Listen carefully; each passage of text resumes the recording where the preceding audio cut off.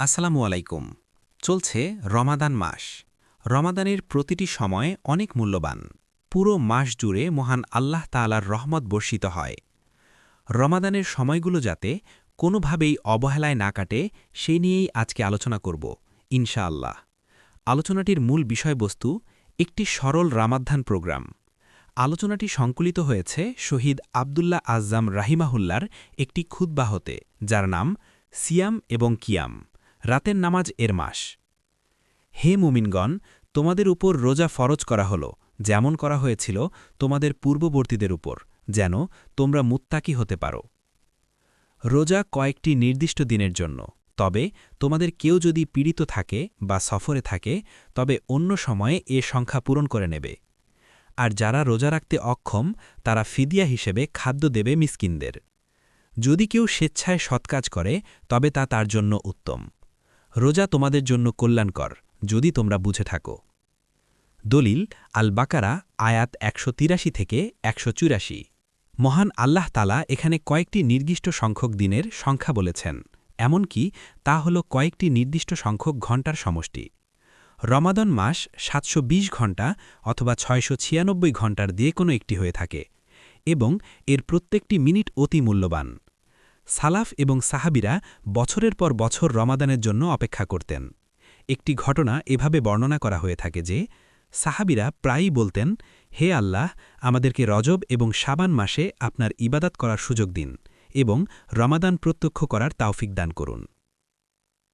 হয় যে আমরা উবাই এর পেছনে নামাজ পড়তে থাকলে সাহারি পাব না, এবং আমরা ভয় করি এই বরকতময় খাবার ছুটে গিয়ে ফজরের নামাজের সময় চলে আসবে। তারা সাহারিকে বরকতময় খাবার বলতেন। তাই চলুন আমাদের সন্তানদেরকে এই বরকতময় খাবার প্রস্তুতের জন্য এগিয়ে দেই। আর কিছু তাবিঈন থেকে এরকম বর্ণিত আছে, এবং যারা তাদের পরে এসেছেন তাদের হতে এটি হলো তাদের কুরআন এবং নামাজ সম্পর্কিত, যে তাদের মধ্যে অনেকে রমাদান মাসে কুরআন তেলাওয়াতে ৬০ বার খতম দিতেন, এবং এটি বিশেষভাবে ইমাম আশ শাফেঈ এর ব্যাপারে বর্ণিত যে তিনি দিনে একবার এবং রাতে একবার করে কুরআন তেলাওয়াত করতেন। তাদের মধ্যে অনেকে দিন এবং রাত মিলিয়ে একবার শেষ করতেন, এবং অন্যরা ৩ দিনে একবার করে শেষ করতেন। শেষ ১০ দিন আসা পর্যন্ত যাতে তারা কুরআন দিনে একবার করে শেষ করতে পারেন, মসজিদে নির্জনে নিজেকে সম্পৃক্ত করতে পারার মাধ্যমে। এবং কুরআন একদিনে শেষ করা সহজ। যদি আমরা কুরআন তার তিলসহ আস্তে আস্তে পড়তে চাই তাহলে সময় লাগবে প্রায় ২৪ ঘণ্টা, এবং তাড়াতাড়ি করে পড়লে লাগবে ১০ ঘণ্টা। যিনি কুরআন হিফজ করেছেন তার জন্য এক পারা শেষ করতে ২০ মিনিট সময় সম্ভব, যা তাকে ৩০ পারা ১০ ঘণ্টায় পড়তে সাহায্য করে। আমাকে আবুল হাসান আর নাদাভি বলতেন, আমি আমার শিক্ষকদের দেখেছি এবং আমি তাদেরকে পুরো রমাদান মাসে কথা বলতে দেখিনি, বরং তারা শুধুমাত্র ইবাদাতেই লেগেছিলেন, নামাজ অথবা কুরআন পড়া এর যে কোনো একটিতে। যদি কারো সাথে কথা বলার প্রয়োজন হতো তারা মিনিট এবং সেকেন্ড দ্বারা হিসাব করে কথাগুলো বলতেন। তাই রমাদান হল সিয়াম এবং নামাজের সমষ্টি। এই কারণে সালাফরা, যেমন ইমাম মালিক, ক্লাসের সময় ব্যতীত তারা নিজেদেরকে নির্জনে রাখতে পছন্দ করতেন আর বলতেন, বস্তুত রমাদান হল নামাজ পড়া এবং কুরআন তেলাওয়াতের জন্য। তাদের মধ্যে কেউ কেউ বলতেন, রমাদান হল নামাজ পড়া, সাদাকা দেয়া এবং কুরআন তেলাওয়াত করা। এবং এই রামাদানেই জান্নাতের দরজা খুলে দেওয়া হয়, জাহান্নামের দরজা বন্ধ করে দেওয়া হয় এবং শয়তানদেরকে শিকলাবদ্ধ করা হয়। এটি হলো এমন কিছু যা প্রকৃত অর্থেই হয়ে থাকে। যেমন আমার একজন বিশ্বস্তযোগ্য বন্ধু, সে জিনদের সাথে যোগাযোগ করত, কিন্তু ইতোমধ্যে তাওবা করেছে। আমাকে জানিয়েছে, যে সকল জিনরা আমার সাথে কাজ করত আমার কাছে কোনো খবর আনা নেওয়ার কাজে, তারা বলতো আমরা রমাদানে নিষ্ক্রিয় থাকি। আমি ভাবতাম যে তারা ঈমানদার জিন ছিল, কেননা তারা আমার সাথে নামাজ পড়ত এবং রোজা রাখত। যাই হোক, আমি তাদের উত্তর হতে বুঝতে পারলাম যে তারা ছিল শয়তান, বলা যায় অবিশ্বাসী জিন। পরে আমি একটি গবেষণার মাধ্যমে নিশ্চিত হলাম যে তারা ছিল অবিশ্বাসী জিন। আমি তাদেরকে আমার এক আত্মীয়কে নিরাময় করে দেওয়ার জন্য অনুরোধ করলাম। তারা বলল সে নিরাময় লাভ করবে না যতক্ষণ না সে একটি ক্রুশ পরিধান করে। তাই আমি তাদেরকে বললাম, তোমরা আসলেই শয়তান, তোমরা হলে অবিশ্বাসী জিন। তারা বলল, আমরা হলাম ঈমানদার জিন। আমি বললাম, এখন থেকে আমাদের পরস্পরের সাথে আর কোনো সম্পর্ক নেই। তারা বলল, তাহলে আমরা তোমাকে আঘাত করব। আমি বললাম, আমি এজন্য প্রস্তুত আছি। আমরা মাঝরাতে কবরস্থানে মিলিত হব। আমার মতে এটি হলো সবচেয়ে নির্জন এবং ভয়ঙ্কর জায়গা, এবং মাঝরাতে অজু করে ২ রাকাত নামাজ পড়ে কবরস্থানে গেলাম। আমি এভাবে একই সাথে 3 দিন করলাম, কিন্তু তা সত্ত্বেও জিনরা আমার নিকটে আসতে পারল না। সুতরাং এটা রূপক নয়, বরং বাস্তব। শয়তানরা শিকলাবদ্ধ ছিল, তারা চলাফেরা করতে পারে না এবং মানুষদের মধ্যে কুমন্ত্রণা ছড়াতে পারে না।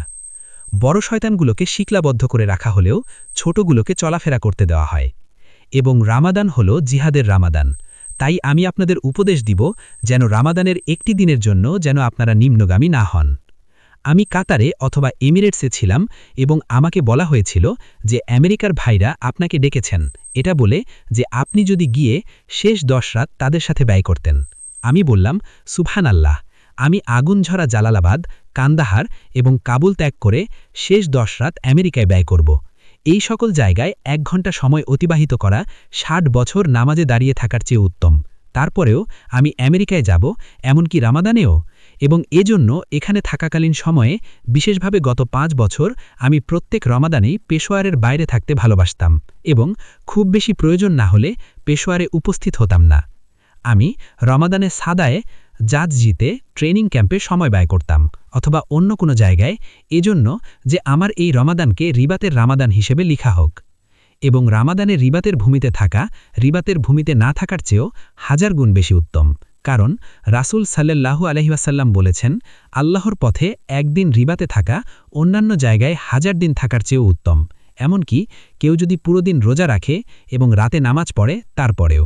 দলিল তিরমিজি এবং নাসাই হতে বর্ণিত। তাই ভাইয়েরা, আপনাদের মধ্যে যারা পেশোয়ার ছিলেন তারা নিচের দৈনিক রুটিনটি অনুসরণ করতে পারেন। রমাদানে বেশি রাত পর্যন্ত জেগে থাকবেন না। রমাদানের নামাজ, রোজা এবং আল্লাহর কাছে ক্ষমা প্রার্থী হওয়ার সময় হল সকালবেলা। তাই রোজা ভাঙুন খেজুর এবং পানি দ্বারা, বাড়িতে অথবা মসজিদে, এবং মসজিদে খেজুর এবং পানি বিতরণ করুন যেন সেখানে অবস্থিতরা রোজা ভাঙতে পারেন। এবং তার জন্য সুসংবাদ যে খাবার খাওয়ানোর মাধ্যমে আরেকজনের রোজা ভাঙায় যে কোনো রোজাদারদের ইফতার করালো, সে ওই রোজাদার ব্যক্তির সমান সওয়াব পাবে। এতে রোজাদারের সওয়াবের কোনো কমতি হবে না, এমনকি যদি তা শুধুমাত্র খেজুরও হয় তারপরেও। প্রতিযোগীরা এই মহান পুরস্কারের জন্য প্রতিযোগিতা শুরু করুন। আমি কাতারে ছিলাম এবং কিছু ভালো আমলদার আমাকে বললেন, আমরা 1000 মুজাহিদদের পুরো রমাদান মাসে খাওয়াতে চাই। তাদের প্রত্যেকের জন্য কত প্রয়োজন হতে পারে? আমি বললাম, প্রত্যেকের প্রয়োজন হয় 3 কাতারি রিয়াল অথবা দিরহাম। আচমকা 90,000 কাতারি রিয়ালের একটি চেক নিয়ে সে বলল, এটি হল জালালাবাদের 1000 মুজাহিদদের খাবারের খরচ, এবং যখন এগুলো পৌঁছে যাবে তখন আপনি আমাকে জানাবেন। পরের দিন যখন এগুলো চলে আসলো তখন আমি তার ফোন রিং পেয়ে আশ্চর্যান্বিত হলাম। সে আমাকে বলছিল আরও 2000 মুজাহিদদের খাবারের খরচ আসতেছে। তাদেরকে ভাত এবং মাংস খাওয়ান, কারণ সেগুলো হলো উত্তম খাবার। এই প্রোগ্রামের সাথে লেগে থাকুন এবং এটি সহজ। তোমার রোজা মসজিদেই ভাঙো এবং তারপর মাগরিবের সালাত আদায় করো। বাড়িতে ফিরে আসো, আল্লাহ তোমার জন্য যতটুকু ইচ্ছা করেছেন ততটুকু খাও এবং ঈশার সালাতের অপেক্ষায়রত সময়ে ইস্তেগফার করতে থাকো। তারপর ঈশা এবং তারাবি মসজিদে আদায় করো। পরে বাড়িতে ফিরে আসো, সাহারি খাও এবং এই সময়ের ব্যাপারে সজাগ থাকো। এটি বরকতময় খাবার হওয়ার ছাড়াও দিনের শুরুর ঘণ্টাগুলো ইস্তেগফারের জন্য উপযুক্ত। তাই সাহারি পরপরই তাড়াতাড়ি অজু পড়ে তাহাজ্জুদ নামাজ পড়ে নাও এবং আল্লাহর সাথে নিজের নৈকট্য বৃদ্ধি করে নাও। রাতের শেষ তৃতীয়াংশে আমাদের রব নিচের আসমানে নেমে আসেন এবং জিজ্ঞেস করেন, কে আমাকে ডাকছে? আমি তার ডাকে সাড়া দিব। কে আমার কাছে কিছু চাচ্ছে? আমি তা তাকে দিয়ে দিব। কে আমার কাছে ক্ষমা চাচ্ছে? আমি তাকে ক্ষমা করব। তাই এই সময়ের উত্তম ব্যবহার করুন, খুব সকালবেলার সময়গুলো, যখন দোয়া প্রায় নিশ্চিতভাবেই কবুল হয়। তারা ধৈর্যশীল, সত্যবাদী ও অনুগত, দানকারী এবং শেষ রাতে ক্ষমা প্রার্থনাকারী। দলিল আলে ইমরানের 17। তারা রাতের খুব কম অংশই নিদ্রায় কাটায় আর রাতের শেষ প্রহরে আল্লাহর দরবারে ক্ষমা প্রার্থনা করে। দলিল সূরা জারিয়াতের 17 থেকে 18। তাই যখন ফজরের সময় আসে মসজিদে যাও এবং সেখানে নামাজ পড়ো এবং চেষ্টা করো, যদি তোমার কোনো কাজ না থাকে তবে ফজর এবং সূর্য উদয়ের মধ্যবর্তী সময়ে জেগে থাকতে। আমার কাছে ফজরের নামাজের পরে কিছু লোকের সাথে মসজিদে বসে মহান রাজাধিরাজ আল্লাহর স্মরণ করা ইসমাইলের পুত্রদের মধ্য হতে 4 জন দাসমুক্ত করার চেয়েও উত্তম। দলিল আবু দাউদ হতে বর্ণিত হয়েছে। এরপরে যাও এবং দুপুর পর্যন্ত বিশ্রাম নাও। দুপুর হতে আসর পর্যন্ত পরিবারের প্রয়োজনে উপস্থিত থাকো। আমাদের চারপাশে এমন অনেক বিধবা, শিশু এবং এতিম রয়েছে যারা ভাত খেতে অক্ষম। তাদের কথা ভেবে অধিক খাবার খাওয়া, পান করা এবং মিষ্টি খাওয়া থেকে বিরত থাকার চেষ্টা করবেন। আপনার মিষ্টি খাবার, পাউরুটি এবং ভাত ওই সকল মানুষদের জন্য সরিয়ে রাখুন। আপনাদের মহিলাদেরও অন্তর পরিষ্কার করার প্রয়োজন রয়েছে। তাদেরকেও কোরআন তেলাওয়াত এবং ইবাদতের জন্য নিজেদের সময় বের করা প্রয়োজন। তাদের খাবার তৈরি করা নিয়ে ব্যস্ত থাকা হচ্ছে রামাদানের অপরিহার্য কাজ করা থেকে দূরে থাকা। এটা ইস্তেগফার, কিরাত এবং ইবাদত থেকে সরিয়ে রাখে। তাই যদি আপনি আসরের নামাজ আদায় করেন এবং নিজেকে ব্যস্ত রাখার মতো কোনো কাজ না থাকে, তবে আপনি মসজিদে সূর্য ডোবার পূর্ব পর্যন্ত কোরআন তেলাওয়াতে নিজেকে ব্যস্ত রাখুন। আমার কাছে আসরের নামাজের পরে কিছু লোকের সাথে মসজিদে বসে মহান রাজাধিরাজ আল্লাহর স্মরণ করা ইসমাইলের পুত্রদের মধ্য হতে 4 জন দাসমুক্ত করার চেয়েও উত্তম। তাই যখন মাগরিবের নামাজের সময় হয় তখন তা আদায় করুন এবং বাড়িতে চলে আসুন। এটি হলো এমন একটি প্রোগ্রাম যা যে কেউ অনুসরণ করতে পারেন, এর অধিকাংশ অথবা পুরোটাই। এই সকল দিনের প্রতি আলাদাভাবে মনোযোগী হন এবং ওই সকল ঘণ্টার প্রতিও। রামাদানে অমুক কি বলল, তমুক কি বলল, এই সকল কাজের জন্য এখানে কোনো সময় নেই, অথবা টিভি দেখা এবং সামাজিকতার জন্য রামাদান মাসে রাতের বেলায় কারো বাড়িতে আসা যাওয়া করবেন না, কারণ এটি হল এই পবিত্র মাসের সময় অপচয় এবং চুরি। তারাবি পড়ার পর আপনারা মসজিদেই দেখা সাক্ষাৎ ছেড়ে নিতে সক্ষম হবেন। আপনার কোনো ভাইয়ের যদি আপনার নিকট হতে কোনো কিছুর প্রয়োজন হয়, তাহলে আপনাদের মিলিত হওয়ার স্থান এবং প্রস্থান করার স্থান হল মসজিদ। রামাদান মাসে রাতের বেলায় কারো বাড়িতে উপস্থিত হয়ে তাদের ব্যস্ত করে তুলবেন না। শেষ হলো আলোচনা।